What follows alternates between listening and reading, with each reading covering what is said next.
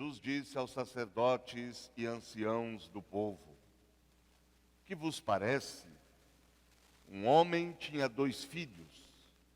Dirigindo-se ao primeiro, ele disse: filho, vai trabalhar hoje na vinha. O filho respondeu: não quero. Mas mudou de opinião e foi.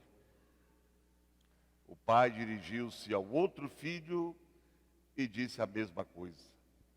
Este respondeu: sim, senhor, eu vou. Mas não foi. Qual dos 2 fez a vontade do pai? Os sumos sacerdotes e os anciãos do povo responderam: o primeiro. Então Jesus lhes disse: em verdade vos digo que os cobradores de impostos e as prostitutas vos precedem no reino de Deus. Porque João veio até vós num caminho de justiça, e vós não acreditastes nele. Ao contrário, os cobradores de impostos e as prostitutas creram nele. Vós, porém, mesmo vendo isso, não vos arrependestes para crer nele. Estamos iniciando o mês de outubro, que para nós católicos é um mês dedicado às missões, aquilo que é da natureza da igreja. A igreja existe não para si mesma, como costuma dizer nosso Papa Francisco, né? Para ser autorreferencial. Mas ela existe em vista da missão. O que é a missão? A missão é o anúncio e o testemunho do Evangelho. É a construção do reino de Deus. Este ano, o tema do mês missionário é Ide da igreja local aos confins do mundo. O que é a igreja local? É a nossa diocese de Guarulhos. É a nossa igreja de Guarulhos. Então a missão a todos os povos. O anúncio do Evangelho deve chegar a todos. Todos têm o direito de receber o anúncio da palavra de Deus, o anúncio da boa nova. E depois, o lema: corações ardentes, pés a caminho. Corações aquecidos, ardentes pela palavra de Deus, né? E aí então se colocar a caminho. Sair para comunicar a todos e a todas as riquezas da palavra de Deus, a vida plena, a vida nova que Deus em Jesus nos oferece. Então vamos viver intensamente este mês missionário. E também na próxima quarta-feira, dia 4 de outubro, se iniciará o sínodo da nossa igreja no Vaticano.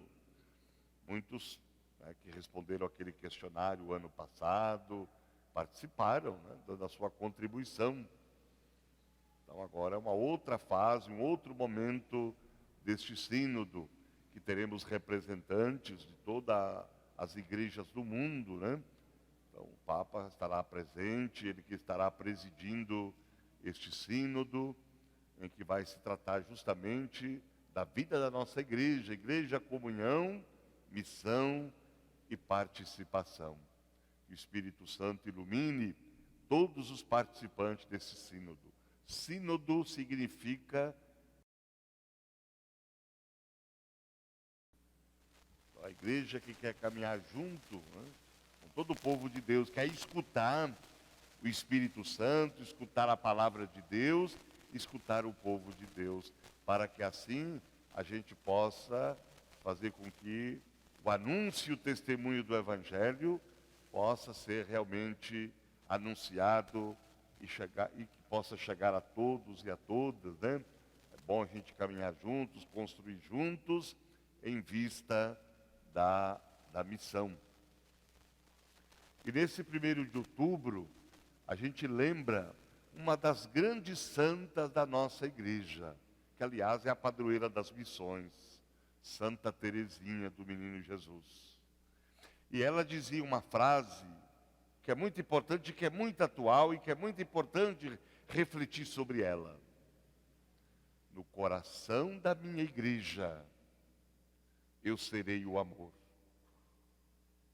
No coração da minha igreja, eu serei o amor. Não divisão, não intolerância, não discórdia, não confusão. Mas no coração da minha igreja serei amor. Quantos membros da Igreja Católica que deveria realmente refletir isso? Porque hoje, pessoas, qualquer coisinha, qualquer motivo, qualquer desculpa, já quer sair da igreja. Qualquer contratempo que acontece, qualquer falha, qualquer erro que um membro da igreja comete, eu vou para outra igreja, eu vou para outra paróquia, eu não sei mais o que, não vou vir mais aqui.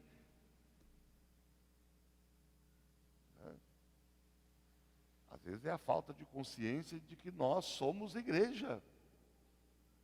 A igreja não é apenas uma pessoa que tem uma função, não é apenas o padre, o bispo, o papa.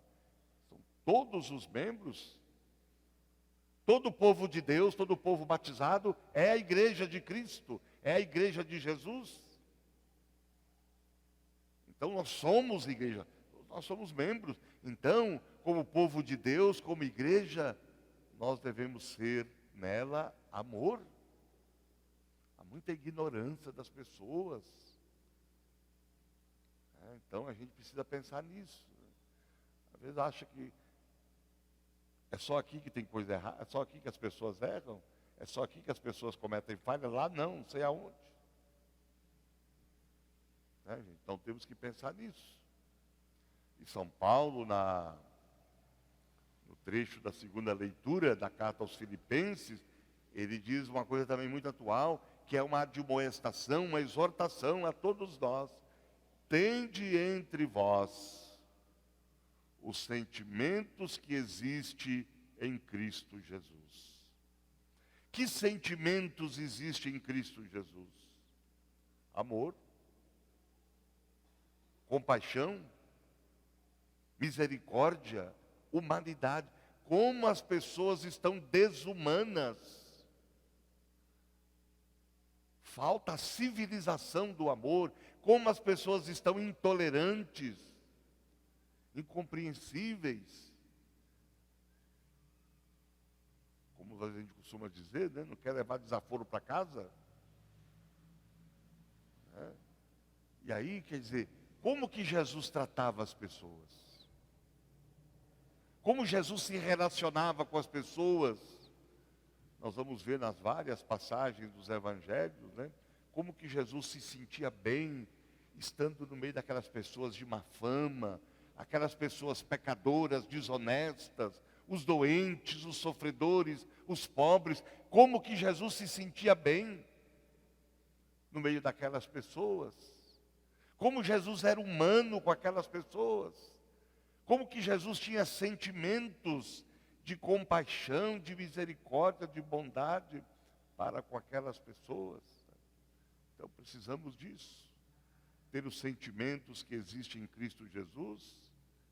E no coração da nossa igreja, na vida da nossa igreja, sermos amor. Amor sincero, amor verdadeiro. Sermos irmãos e irmãs. Cada pessoa que frequenta a nossa igreja, que é da nossa igreja, que é a igreja, é um dom de Deus para nós, é um presente de Deus para nós. Não temos que pensar nisso. Então diga para quem está do seu lado, seu irmão, sua irmã, você é um presente de Deus para nós.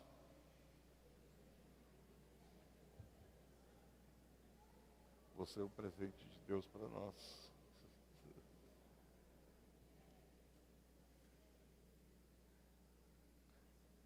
E o Evangelho, com a parábola da vinha, Jesus ilustra duas atitudes diversas.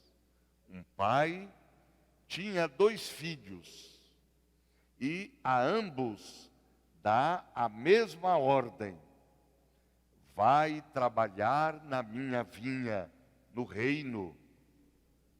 Ao pedir que o filho trabalhe na sua vinha, o pai pede que ele seja colaborador direto da sua obra, do seu reino, do seu projeto. O primeiro diz: não quero. Depois mudou de opinião e foi. Aqui é necessário fazer uma pequena observação em relação ao texto litúrgico.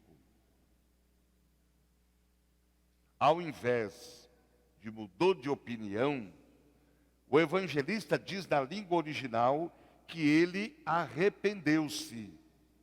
Em outras palavras, podemos dizer que aquele filho converteu-se e foi trabalhar na vinha, no reino. O segundo diz sim e não foi. A parábola questiona: qual dos dois fez a vontade do Pai? A resposta é clara: não quem disse sim, mas quem fez a vontade do Pai. Para Deus, o que importa não são as palavras, mas sim as atitudes. O segundo não fez a vontade do Pai porque ficou apenas no discurso, nas palavras. Não é aquele que diz Senhor, Senhor, que entrará no reino do céu, mas aquele que realiza a vontade do Pai que está nos céus. Em uma discussão com os doutores da lei e fariseus, citando o profeta Isaías, Jesus disse: esse povo me honra com os lábios, mas seu coração está longe de mim. Veja, o primeiro filho, ele deu até uma resposta brusca, né? Não quero. Mas o segundo, ele foi mais formal. Ele disse Senhor, Senhor. Mas não basta isso. É preciso ser coerente, é isso que Jesus pede. Ser coerente, ser fiel. O que Deus pede de nós, fazer a vontade de Deus, é ser fiel a Ele. É isso que Deus pede de cada um, de cada uma. Fidelidade a Ele. Fidelidade ao seu amor. Fidelidade à sua vontade. Deus quer ser honrado não com os nossos lábios, com aquilo que sai dos nossos lábios simplesmente, mas com a nossa vida, no dia a dia, no testemunho da nossa fé, nas pequeninas ações, nas pequeninas obras, nos gestos de bondade, nos gestos de afabilidade, de ternura. É assim que Deus quer ser honrado. Como dizia Santa Teresinha, no coração da minha igreja, eu quero ser amor. É assim que Deus quer ser honrado. Ou como diz São Paulo, tende entre vós os sentimentos que existem em Cristo Jesus. É dessa forma que Deus quer ser honrado. A parábola tinha endereço certo. Os dois filhos representam dois grupos do tempo de Jesus: os pecadores inveterados, antigos, de longa data, e os justos estabelecidos. Os judeus, as lideranças judaicas, eram os justos estabelecidos, fiéis praticantes da lei, que há séculos tinham dito seu sim a Deus pela aliança, e agora rejeitavam o Cristo enviado de Deus e ficavam fora do reino.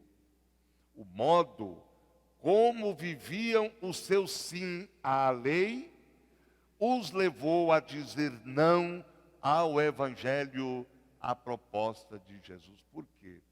Porque eles eram apegados à letra da lei, não ao espírito da lei. Eram rigorosos, rígidos, se apresentavam de maneira, como bons seguidores de Deus, praticantes da lei. Eram mais de fachada, sepulcros caiados. Por dentro, por fora eram lindos, maravilhosos, se diziam praticantes da religião, seguidores de Deus, mas o coração estava longe de Deus. Coração podre, cheio de maldade. Jesus diz: olha, vocês podiam fazer tudo isso que vocês fazem, mas vocês estão esquecendo do essencial. Vocês estão esquecendo da misericórdia, de ser humanos, de ser fraternos, de ser justos, de ser tolerantes. Vocês estão seguindo apenas a letra, mas não a lei. Vocês estão tirando todo o sentido, toda a força da lei de Deus, criando regras, normas, e tirando a vida que está na lei de Deus, tirando o espírito da lei. Por isso, então, vocês não seguem a Deus e não seguem a sua palavra. Os pecadores inveterados, antigos, de longa data, que eram os cobradores de impostos e as prostitutas, que por muito tempo disseram não à vontade de Deus expressa na lei, mas agora acabavam de dizendo sim ao apelo de Jesus e entravam no reino seguindo a sua proposta. Imagina o escândalo que foi Jesus dizer isso para esses homens que eram tão religiosos, que se diziam tão religiosos, tão seguidores dos preceitos da lei. Jesus dizer para eles: olha, as prostitutas, os desonestos, os ladrões, os cobradores de impostos vos precedem, vão entrar antes que vocês lá no céu, lá no reino de Deus. Porque eles se abriram à novidade de Deus. E vocês permanecem fechados no seu rigorismo, seguindo preceitos humanos, regras, normas, mas esquecem do essencial, da justiça, da misericórdia e da bondade. João Batista veio como precursor e vocês recusaram ele. Agora veio o enviado de Deus, vocês também recusam, ao passo que os cobradores de impostos, as prostitutas, os acolheram. O que dizer para nós? Também em nossos dias, Deus continua tendo 2 filhos. Alguns dizem sim no batismo, na missa, em algumas práticas religiosas, nas devoções, mas depois na vida concreta, do dia a dia, transformam o sim em muitos não. A missa toda, a gente diz sim para Deus, porque o amém significa sim. Cada vez que a gente diz amém, eu estou dizendo sim. Na comunhão, na hora da Eucaristia, do banquete, que o ministro, a ministra, o padre fala, né? O corpo de Cristo, a gente diz amém. Quer dizer, sim, eu acredito que é o corpo de Cristo que eu estou comungando. E este sim deve significar sim, eu quero seguir esse Cristo que eu estou comungando. Eu quero ser fiel a Ele, eu quero fazer a sua vontade. Eu quero viver à altura do seu evangelho. Eu quero ter os seus sentimentos. Eu quero ser na minha igreja, no coração da minha igreja, o amor. É isso que significa o amém?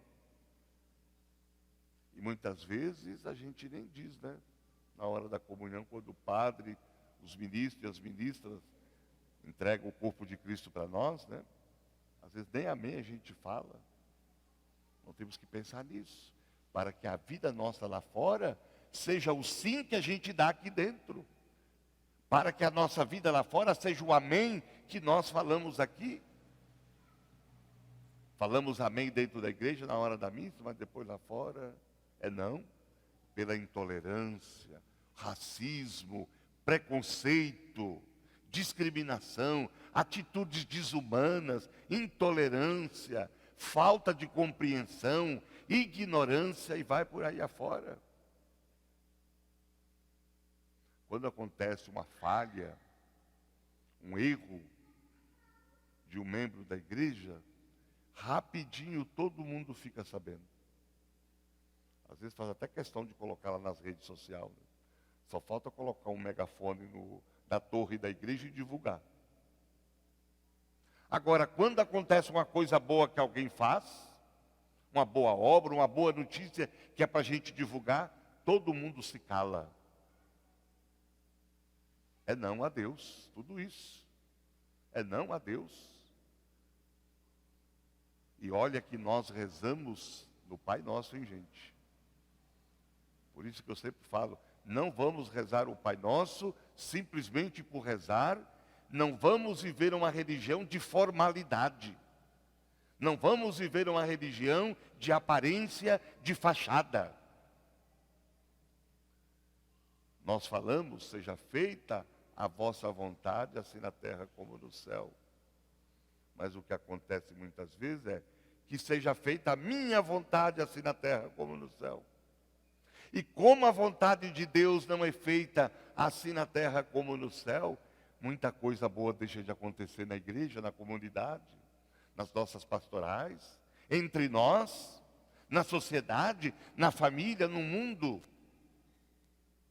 Porque a vontade de Deus não é feita assim na terra como no céu, a natureza está sendo destruída. E olha os efeitos que nós estamos tendo, né? As consequências. Olha o que está acontecendo no Rio Grande do Sul, em outros lugares. Às vezes é o calor exagerado. Quem não sofreu com esse calor dessas últimas semanas, né? É porque a vontade de Deus não está sendo feita. E a vontade de Deus o que é? Que cuidemos da casa comum. Que respeitemos a natureza. Que sejamos cristãos ecológicos. E assim por diante. E outros nunca disseram um sim explícito, claro, para Deus, mas na prática de cada dia, amam o seu irmão, se sacrificam pelos outros, respeitam a criação, a natureza, fazem obras de caridade. E às vezes muitos nem batizados foram, mas são verdadeiros filhos de Deus. A vida inteira deve ser um sim permanente ao Senhor. É melhor ser cristão sem dizê-lo que o dizer sem sê-lo. Quer dizer, é melhor ser cristão sem falar do que ser cristão sem agir, sem testemunhar, sem ser de verdade. A que grupo pertencemos? A que filho nos assemelhamos? Ao primeiro, ao segundo? Ou um pouco de cada um? Ou seria melhor que fôssemos como o terceiro filho, da qual a parábola não fala? Aquele que diz sim, coerente e até o fim, e vai mesmo. É esse que nós devemos ser.